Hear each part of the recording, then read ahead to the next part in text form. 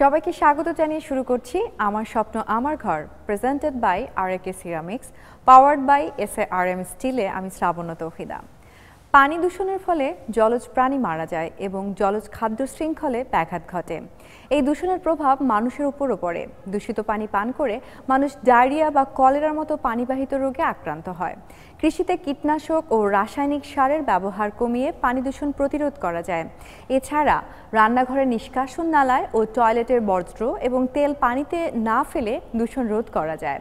পুকুর, নদী, হ্রদ কিংবা সাগরে ময়লা আবর্জনা না ফেলে পানি দূষণ কমানো যায়। সমুদ্র সৈকতে পড়ে থাকা ময়লা এবং খাল, বিল কিংবা নদীতে ভাসমান ময়লা আবর্জনা কুড়িয়ে পানি পরিষ্কার রাখা সম্ভব।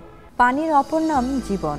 মানুষের বেঁচে থাকার জন্য পানি প্রয়োজন, কিন্তু দূষিত পানি জীবননাশের কারণ হতে পারে।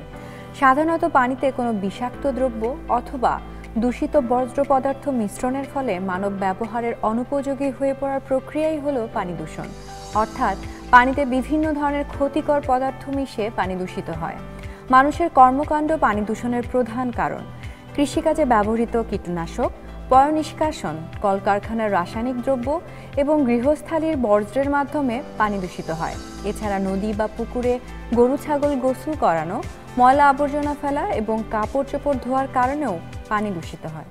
পরিকল্পিত নগরীর কথা আমরা সবাই বলে থাকি, কিন্তু পরিকল্পনায় আসলে কোন কোন জিনিসগুলোকে বেশি করে ইম্পর্টেন্স দেওয়া উচিত, চ্যালেঞ্জগুলো কোথায় এবং সেগুলো উত্তরণের উপায়টা কি, এই সব কিছু বিষয় নিয়ে কথা বলতে এই মুহূর্তে আমার সাথে রয়েছেন খন্দকার এম আনসার হোসেন, নগর পরিকল্পনাবিদ ও স্থপতি। আসসালামু আলাইকুম। ওয়ালাইকুম আসসালাম। কেমন আছেন? ভালো আছি, আপনাকে ধন্যবাদ।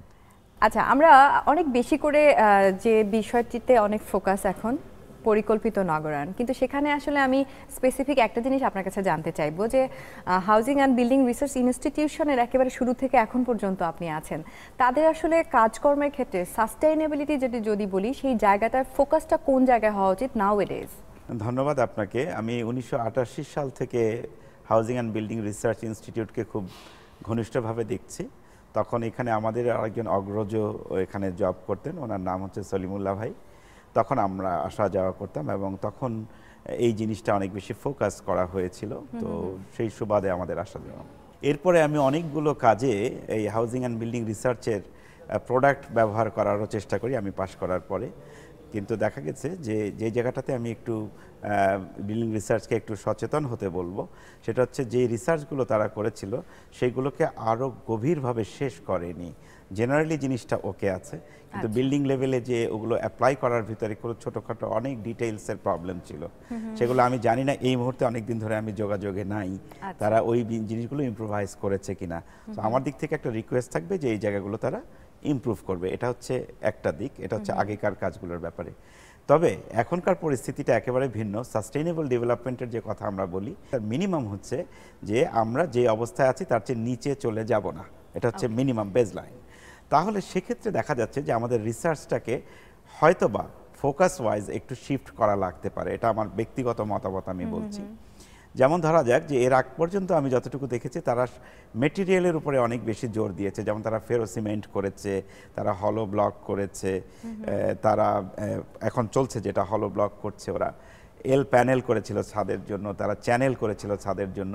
কিন্তু আমার কাছে মনে হয় এই ব্যাপারগুলো বেসিক্যালি হচ্ছে কিছু প্রোডাক্টস। তো প্রোডাক্টস আর রিসার্চ অর্গানাইজেশনের সাথে জিনিসটা খুব বেশি মেলে না। এটা হচ্ছে একটা ইন্ডাস্ট্রিয়াল জিনিস। তো এইটার চেয়ে বেশি জরুরি মনে হবে এই সময়ের জন্য, সেটা হচ্ছে যে আমরা গ্রামে গঞ্জে সমস্ত জায়গায় যে মেটেরিয়ালগুলো দিয়ে আমরা কাজ করছি সেগুলোকেই বলা হচ্ছে সাস্টেইনেবল মেটেরিয়াল। যেমন গ্রামের দেশে যখন নাকি আমরা বাঁশ দিয়ে একটা কিছু করি, এমনিতে মনে হচ্ছে যে বাঁশটা আপনার সাস্টেনেবল না বা বেশি দিন ডিউরেবল না, কিন্তু বাস্তবতা হচ্ছে এই যে ওর বাঁশঝাড় থেকে কেটে আনলে ও বাঁশটা পেয়ে যায়। এই রিয়ালিটিগুলো আমাদের বুঝতে লাগবে।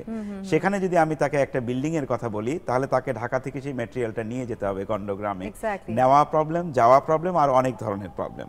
সেই জায়গাতে ওদের জন্য কোনটা লাক্সই হয়, সেইটার মধ্যে কি প্রবলেম আছে সেইটা রিসার্চটা বোধহয় এখন আরো বেশি করে করলে গ্রামীণ মানুষগুলো সরাসরি উপকৃত হতে পারে এবং তাদের প্রোডাক্ট সেই বাঁশটা যেটা 5 বছর থেকে, সেটাকে হয়তো আমরা ট্রিট করার ফলে আমরা এটা 20 বছর টিকতে পারে। সেই রিসার্চটা এখন বেশি জরুরি কম্পেয়ার টু দ্যাট আমি যদি একটা কনক্রিটের কলাম বানিয়ে তাকে হাতে দিই, কারণ ওটা তো তার প্রোডাক্ট না, সে তো তাহলে ঢাকা থেকে নিবে কি। মানে বানাবে আপনার কথা কিভাবে। এটা বোঝা যাচ্ছে যে মানে বাস্তবমুখী মুখী যে plan রিসার্চটা গুলো, সেই জিনিসটা এখন সেটা খুব দরকার জরুরি মনে হচ্ছে আমার কাছে। আমি সারা বাংলাদেশে ঘুরে যেটা দেখেছি, যেমন আমি আপনাকে বলতে পারি যে মংলাতে আমার প্রজেক্ট ছিল। মংলার 94,000 একর জমির প্ল্যানের সাথে আমি আরবান প্ল্যানার হিসেবে জড়িত ছিলাম। তো সেই জায়গাতে দেখা গেছে একেবারে আমরা তো সুন্দরবনের কাছে কাজ করেছি, সেই সব জায়গাতে দেখা গেছে যে আপনার নোনা পানির জন্য বাতাসেও কিন্তু নোনা পানির কারণে একটা প্রবলেম হয়। সেই কারণে বিল্ডিংগুলোতে ইভেন আপনার যেটা কেডিএ বলে, খুলনা ডেভেলপমেন্ট অথরিটি, ওদের বিল্ডিংয়েও দেখা গেছে যে নোনায় একদম ভেঙে পড়ে যাচ্ছে বিল্ডিং, এরকম ধরনের ব্যাপার। তো এই যে ব্যাপারগুলো, এইগুলো রিসার্চ করা খুবই জরুরি। এইগুলিই বোধহয় এখানে একটা মেইন জায়গা যেখানে রিসার্চটার ফ্যাসিলিটি আছে। সো এটাকে যদি আমরা এখানে না করি, অন্যরা তো এটা করতে পারবে না। এটা তো একটা মানে জায়গার কথা আপনি একটা বললেন যে উদাহরণ তাদের দিলাম। গবেষণার কাজটা যেন তারা চালিয়ে যেতে পারে, আরো ফোকাসড গবেষণা করতে পারে। কিন্তু অলরেডি যেগুলো তারা তৈরি করেছে, উদ্ভাবন করেছে, সেগুলোর এক্সিকিউশন যদি আমরা মাঠে দেখতে চাই বা কাগজে কলমে অনেক কথা ধরনের হয়, কিন্তু সেই কথাগুলো বাস্তব জীবনে কিন্তু খুব বেশি আমরা ইমপ্লিমেন্ট দেখছি না। হ্যাঁ, সেই জায়গাটায় তাহলে ঘাটতিটা কোথায়? এই জায়গাটায় আমার মনে হয় কমিউনিকেশনের একটা বড় ঘাটতি আছে। এটা আমার যেটুকু মনে হয়, আমি আমার একটু যেহেতু ওদের সাথে সরাসরি সম্পৃক্ত না, আমি ধারণা থেকেই বলছি কিছুটা জায়গা, বাট খুব বেশি দূরে হবে না। সেটা হলো যে মার্কেটিং বলে ওনারা যে এই জিনিসটা, এটা হলো একটা বিষয়, কিন্তু রিসার্চ যারা করে তারা সাধারণত মার্কেটিং করার কথা না, ওইখানে কোনো সমস্যা না। সমস্যাটা হচ্ছে যে এইটাকে পাবলিসাইজ করার জন্য বিভিন্ন অর্গানাইজেশনের সাথে তাদের জয়েন্ট ভেঞ্চারে যাওয়া উচিত।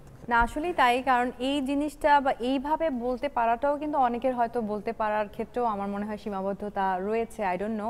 বাট একজন মানুষকে যদি আমি অনুপ্রাণিত করতে চাই, অ্যাকচুয়ালি আলটিমেটলি তো মানুষই এটা ব্যবহার করবে, গভর্নমেন্ট কতটুকু করতে পারবে, তাই না? তো মানুষকে অনুপ্রাণিত করতে হলে একজন স্থপতি হিসেবে আপনি কিভাবে তাদেরকে অনুপ্রাণিত করবেন? মানুষকে যদি আমি অনুপ্রাণিত করতে চাই, তাহলে তার প্রোডাক্টটাকে যখন আমি তাকে রিকমেন্ড করব যে এই প্রোডাক্টটা ভালো, কিন্তু সেটা মার্কেটে অ্যাভেলেবল নাই, এটা ওনাদের রিসার্চের প্রোডাক্ট এবং মাঠে আছে, এই বিল্ডিংটার এই অফিস প্রেমিসের মধ্যে আছে, এটা দিয়ে কিন্তু আমি তাকে দিতে পারছি না। সেই জন্যই মানে প্রবলেমটা কিন্তু ওখানে দাঁড়ায় যাচ্ছে যে আমি নিজে ব্যক্তিগতভাবে 3-4 জায়গায় কিন্তু ওনাদের কাজ আমি করেছি, মানে প্রপাগেট করে ওদেরকে দিয়ে করিয়েছি। যেমন আমি একটা উদাহরণ দিতে পারি, 1998 সালের দিকে 88 সালের দিকে, তখন আমি সাথে মিলিটারি ইঞ্জিনিয়ারিং সার্ভিসের সাথে আমি খুব ক্লোজ কন্ট্যাক্টে কাজ করছিলাম স্থপতি হিসেবে। তো তখন ওখানে স্থপতিও কিন্তু নতুন আইডিয়া, ওদের কাছে স্থপতি ওরা চিনত না, তো আমি তাদেরকে চিনিয়েছি। তো তারপরে ওনাদের যিনি চিফ ছিলেন তাকে বলা হলো যে বাংলাদেশ অর্ডিন্যান্স ফ্যাক্টরি যেটা আছে, সমরাস্ত্র কারখানা, সেখানে যে কোয়ার্টারগুলো আছে সেগুলোতে আপনার ট্যাঙ্ক ছিল না, ওয়াটার ট্যাঙ্ক, আর সেলফ প্রেসারে পানিটা উঠতো দোতলায়। তো ওরা যখন মানুষ বাড়ার পরে দোতলা 3 তলা বানিয়ে ফেললো, 4 তলা বানিয়ে ফেললো, তখন ওই বাড়িগুলোতে আর পানি উঠলো না, তখন উপরে ওভারহেড ট্যাঙ্কের প্রয়োজন হলো। তো তখন আমাকে বলছিল কি করা যায়, তখন আমি তাদেরকে বললাম ওই বিল্ডিং রিসার্চের এই ওয়াটার ট্যাঙ্ক আপনি ব্যবহার করেন, ফেরো সিমেন্টের। তখন আমি এইটাকে তাদের কাছে মার্কেটিং করি, এবং করার পরে দেখা গেল, যেটা আমি শুরুতে আপনাকে বললাম, কাজ করতে যেয়ে দেখেছি ওখানে অনেক অসম্পূর্ণতা ছিল, যেগুলো আমাদেরকে আবার নিজেরা চিন্তা করে রিজলভ করতে হয়েছে। তো করে এটা বড় কথা না, বড় কথা হচ্ছে যে ওইটা আমি তাদেরকে দিয়েছিলাম, এবং সমস্ত বিওএফ এর সমস্ত বিল্ডিংয়ে কিন্তু ওই ফেরো সিমেন্ট ট্যাঙ্ক ছিল তখন। So it was a big project compare to that time, এটা হয়েছিল। তবে অবশ্যই এই গ্যাপটা যেন খুব তাড়াতাড়ি মানে সলভ হয়ে যায়, এবং সেই সাথে আপনি তো আসলে প্রস এন্ড কনস সবকিছু খুব সুন্দর করে বললেন। সেটা আসলে যে এত সুন্দর করে বলতে পারে সে অবশ্যই এই ইনস্টিটিউশনের ভালো চায়, এবং আমরাও যেন সেটা সুবিধা নিতে পারি। সেই জন্য আপনাকে অনেক অনেক ধন্যবাদ খুব সুন্দর করে এক্সপ্লেইন করার জন্য। ধন্যবাদ আপনাকে। আর আজকে এখানে আসার জন্য আবারও ধন্যবাদ, এবং সেই সাথে আরএকে সিরামিক্সের পক্ষ থেকে ছোট্ট একটি গিফট হ্যাম্পার আপনার জন্য। আচ্ছা, থ্যাংক ইউ ভেরি মাচ। আর এই প্রোডাক্টটার জন্য ধন্যবাদ আরএকে। আর এমনিতে আপনার হাউজিং অ্যান্ড বিল্ডিং রিসার্চকে আমি মনে করি যে এটা খুবই একটা ইম্পর্ট্যান্ট অর্গানাইজেশন। কোনো না কোনো কারণে সরকারি 8-10টা অর্গানাইজেশন যেরকম রুগ্ন থাকে, এটাও হয়তো সেভাবে রুগ্ন আছে। সেই জায়গাটা, দায়টা আমাদের সবার, এটা অর্গানাইজেশনের দায় হিসাবে আমি বলছি না, বাট এটার থেকে আমাদের অবশ্যই দাঁড়াতে হবে, এবং যত তাড়াতাড়ি সম্ভব সেটাই ভালো।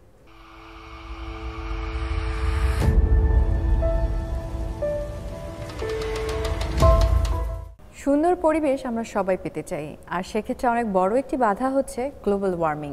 এই বিষয়টার সচেতনতা এবং সেই সাথে পদক্ষেপ নেওয়াটা অনেক জরুরি। প্রিয় দর্শক, এই কথাগুলো যখন প্রিয় মানুষের মুখ থেকে আমরা শুনি তাহলে কিন্তু অন্যভাবে উদ্বুদ্ধ হই। সেরকমই একজন মানুষ আমার সাথে রয়েছেন, তিনি হচ্ছেন প্রিয় অভিনেতা আজিজুল হাকিম। আসসালামু আলাইকুম। ওয়ালাইকুম আসসালাম। কেমন আছেন? আলহামদুলিল্লাহ, ভালো আছি। যেহেতু বলছি যে গ্লোবাল ওয়ার্মিং নিয়ে কথা বলবো, আসলে এই সময় এটা অনেক বেশি একটা আলোচ্য বিষয়। সেই বিষয়ে আপনার কি মনে হয় যে আমাদের কি করণীয়? হ্যাঁ, গ্লোবাল ওয়ার্মিং বা বৈশ্বিক উষ্ণতার কথা যেটি আপনি বললেন সেটি আসলে সারা পৃথিবীর জন্য একটা ঝুঁকিপূর্ণ একটা বিষয়। কারণ যেভাবে প্রতিদিন সারা পৃথিবী উষ্ণ হয়ে উঠছে, তাতে মেরু অঞ্চলের যে বরফ সেগুলো তো গলতে শুরু করে দেবে, এবং এইভাবে যদি গলতে শুরু করে তাহলে গবেষণায় জানা যায় যে 2100 সালের মধ্যে বাংলাদেশের প্রায় 20% সমুদ্রের নিচে চলে যাবে। তো এটি একটা ভয়াবহ একটা বিষয়, এটি কিন্তু পরিবেশের জন্য অনেক বড় একটা হুমকি। তো এই জায়গা থেকে আমাদেরকে আসলে সচেতন হতে হবে আমাদের, এবং এটাকে কিভাবে আমরা মানে ইকোলজিক্যাল ব্যালেন্স আমরা নিয়ে আসবো, সেই বিষয়গুলো নিয়ে আমাদের কাজ করতে হবে। এবং এর মধ্যে পরিবেশের বিষয়টাও আছে, যে কীভাবে আমরা আমাদের পরিবেশকে সুন্দর এবং সবুজ করতে পারি, সেই বিষয়গুলো নিয়েও কাজ হচ্ছে। আপনি জানেন যে এই যে গ্লোবাল ওয়ার্মিংয়ের এই বিষয়গুলো যে ক্ষতিকারক যে দিক, সেগুলোর মানে মূল যে কারণ, সে কারণ কিন্তু আসলে মানুষ, আমরাই কিন্তু নিজেরাই তৈরি করছি।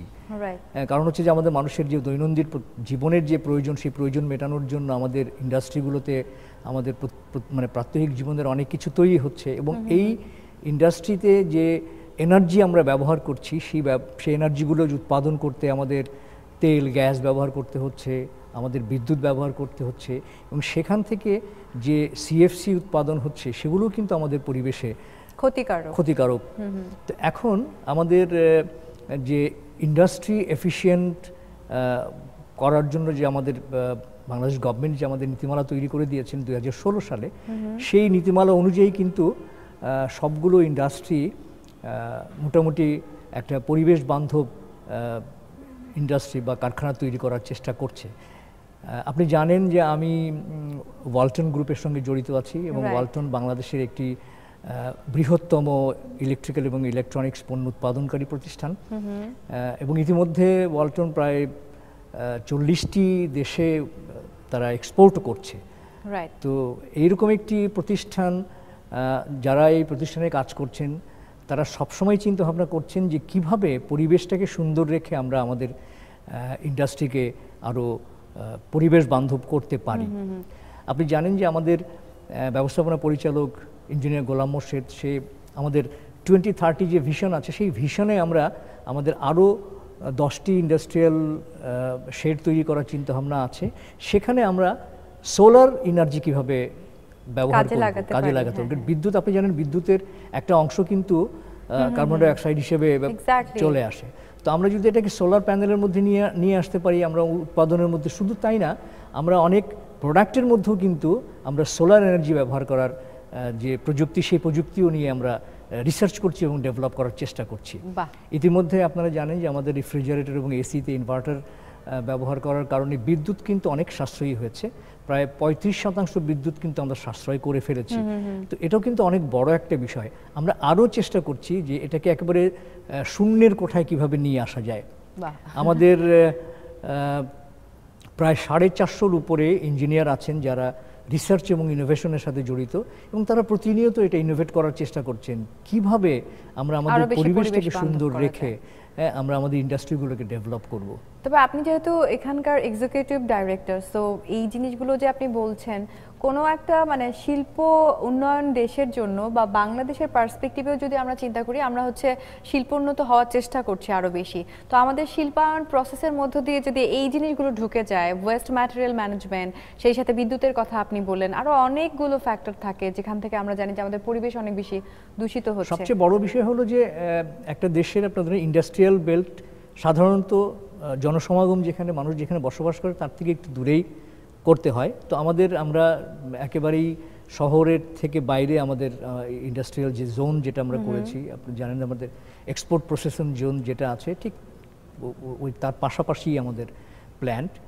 তো এটা যেমন ইন্ডাস্ট্রিতে কিন্তু শব্দ তৈরি হয়, তো শব্দ দূষণ যাতে না হয় সেই বিষয়গুলো মাথায় রেখে আমাদের ইঞ্জিনিয়াররা অনেক বেশি ইনোভেট করছেন। রাইট, এক্স্যাক্টলি, এটা শুনে আমার খুব ভালো লাগলো। বাট সেই সাথে যদি আরেকটু বিষয়ে বলি যে housing and building research institute তারাও কিন্তু অনেক কাজ করে যাচ্ছে, বা গৃহ নির্মাণ হোক যে কোনো ক্ষেত্রে হোক পরিবেশ বান্ধব মানে বিকল্প নির্মাণের দিকেই তারা ঝুঁকেছে। পরিবেশ বান্ধব হওয়ার কোনো বিকল্প নেই। রাইট, হ্যাঁ, কারণ হচ্ছে যে আমি যদি আমার ঘরটাকে সুন্দর রাখতে চাই তাহলে অবশ্যই আমাকে সবুজের কথা ভাবতে হবে, গ্রিনের কথা ভাবতেই হবে। আর যেহেতু housing and building research institute তারা রিসার্চ করছেন যে কিভাবে আমাদের দেশটাকে আরও সুন্দরভাবে আরও সবুজ করা যায়, সবুজায়ন করা যায়, সেই জন্য তাদের যে ম্যাটেরিয়ালগুলো তারা তৈরি করছেন সেটাও কিন্তু পরিবেশ বান্ধব। আমি মনে করি যে এটা অনেক বেশি গুরুত্বপূর্ণ।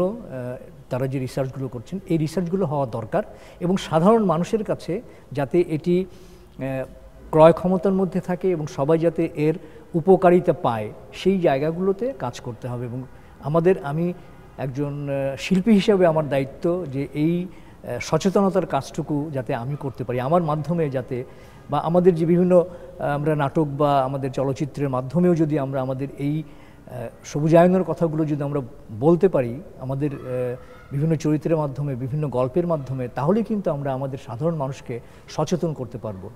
সচেতনতার কিন্তু কোনো বিকল্প নেই, একদমই তাই। আর আপনার মুখ থেকে এই কথাগুলো শুনতে পারাটাও কিন্তু একটা আনন্দের ব্যাপার। আপনাকে অনেক অনেক ধন্যবাদ। আর আরকে সিরামিক্সের পক্ষ থেকে ছোট্ট একটি গিফট হ্যাম্পার। আপনাকে অনেক ধন্যবাদ আমাকে এই অনুষ্ঠানে আমন্ত্রণ জানানোর জন্য। কর্তৃপক্ষকে অনেক অনেক ধন্যবাদ। প্রিয় দর্শক, এই ছিল আমাদের আজকের আয়োজন। যেমনটি আজিজুল হাকিম বললেন যে জনসচেতনতা বা সচেতনতাই কিন্তু অনেক বড় একটা ভূমিকা পালন করতে পারে পরিবেশ বান্ধব হওয়ার ক্ষেত্রে। সো আমরা সচেতন হব, নিজের দায়িত্বটুকু ঠিকঠাক মতো করব সবাই, সেই প্রত্যাশায় আমি বিদায় নিচ্ছি। আবারও দেখা হবে আমার স্বপ্ন আমার ঘর, presented by RK ceramics, powered by SARM স্টিলে।